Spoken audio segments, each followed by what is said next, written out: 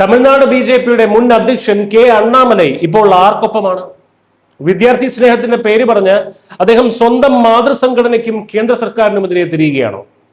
June 21 നടക്കാനിരിക്കുന്ന NEET UG പുനഃപരീക്ഷയ്ക്കായി കേന്ദ്ര സർക്കാർ ഒരുക്കിയ സുരക്ഷാ ക്രമീകരണങ്ങളെ രൂക്ഷമായി വിമർശിച്ചുകൊണ്ട് അണ്ണാമലൈ രംഗത്തെത്തിയതിന് പിന്നിലെ യഥാർത്ഥ ലക്ഷ്യം എന്താണ്? ബി.ജെ.പി വിട്ട് വി ദ ലീഡേഴ്സ് എന്ന പുതിയ പ്രസ്ഥാനം തുടങ്ങിയ അദ്ദേഹം ഇപ്പോൾ ദ്രാവിഡ രാഷ്ട്രീയത്തിന്റെ അതേ ഭാഷയിലാണ് സംസാരിക്കുന്നത്. ബി.ജെ.പി തൊടുന്നതെല്ലാം കുറ്റം എന്ന രീതിയിലാണ് അദ്ദേഹം സംസാരിക്കുന്നത്.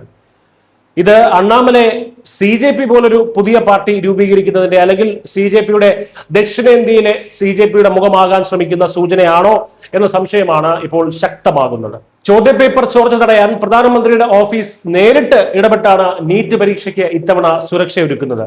CRPF, CISF സേനകളുടെ കാവൽ, വ്യോമസേനയുടെ സഹായം, AI ക്യാമറകൾ തുടങ്ങിയവ ഉപയോഗിച്ച് പഴുതടച്ച സുരക്ഷയാണ് കേന്ദ്ര വിദ്യാഭ്യാസ മന്ത്രാലയം ഒരുക്കിയിരിക്കുന്നത്. എന്നാൽ അണ്ണാമലൈ പറയുന്നത് ഇത് മിലിറ്ററി ഗ്രേഡ് സോഫ്റ്റ്വെയർ വാങ്ങാനുള്ള സുരക്ഷ പോലെയാണെന്നും വിദ്യാർത്ഥികളുടെ സമ്മർദ്ദം ഇതെല്ലാം കണ്ട് കൂടും എന്നുമൊക്കെയാണ്.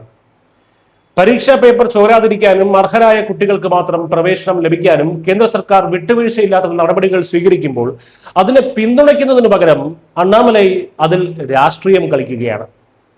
തമിഴ്നാട്ടിലെ നീറ്റ് വിരുദ്ധ വികാരം മുതലെടുത്ത് വോട്ട് ബാങ്ക് ലക്ഷ്യമിട്ടിട്ടുള്ള വില കുറഞ്ഞ ഒരു രാഷ്ട്രീയ തന്ത്രം മാത്രമാണിത്. തന്റെ മേലുള്ള ഡൽഹി പ്രതിനിധി എന്ന ലേബൽ മായ്ച്ചു കളയാനുള്ള അണ്ണാമലൈയുടെ ഗൂഢനീക്കമാണിത്.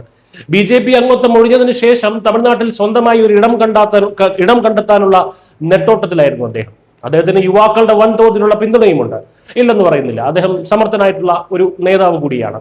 പക്ഷേ പ്രധാനമന്ത്രിയുടെ ഓഫീസിനെയും കേന്ദ്ര സർക്കാരിന്റെ നയങ്ങളെയും കടന്നാക്രമിക്കുന്നതിലൂടെ താനൊരു തനി തമിഴ് നേതാവാണെന്ന് വരുത്തി തീർക്കാനുള്ള അണ്ണാമലൈയുടെ ഗൂഢശ്രമങ്ങളാണ് ഇപ്പോൾ നമ്മൾ കാണുന്നത്. DMKയോ മറ്റ് പ്രാദേശിക കക്ഷികളോ പറയുന്ന അതേ വാദങ്ങൾ ഏറ്റുപിടിക്കുന്നതിലൂടെ തമിഴ്നാട്ടിലെ ബി.ജെ.പി വിരുദ്ധ മുന്നണികൾക്ക് അദ്ദേഹം വ്യക്തമായ സന്ദേശം നൽകുകയാണ്. വിദ്യാർത്ഥികളുടെ മാനസിക സമ്മർദ്ദം ഇവിടെ വെറുമൊരു മറ മാത്രമാണ്. ചുരുക്കത്തിൽ അർഹതപ്പെട്ടവർക്ക് മാത്രം അവസരം ലഭിക്കാൻ ഏതറ്റം വരെ പോകാനും തയ്യാറായിട്ടുള്ള കർശനക്കാരനായ ഒരു കാവൽക്കാരന്റെ റോളിലാണ് കേന്ദ്ര സർക്കാരും പ്രധാനമന്ത്രിയുടെ ഓഫീസും ഉള്ളത്.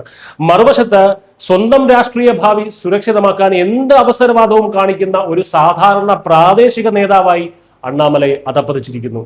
അണ്ണാമലൈ ദേശീയ രാഷ്ട്രീയത്തിന്റെ വിശാല താല്പര്യങ്ങൾ എന്നേക്കുമായി മാറ്റിവെച്ച് പുതിയ കൂട്ടുകെട്ടുകൾ തേടുകയാണോ?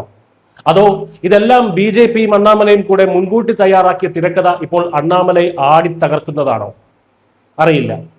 അതോ ഇനി ശരിക്കും അണ്ണാമലൈ CJPയുടെ ദക്ഷിണേന്ത്യൻ മുഖമായി മാറുമോ?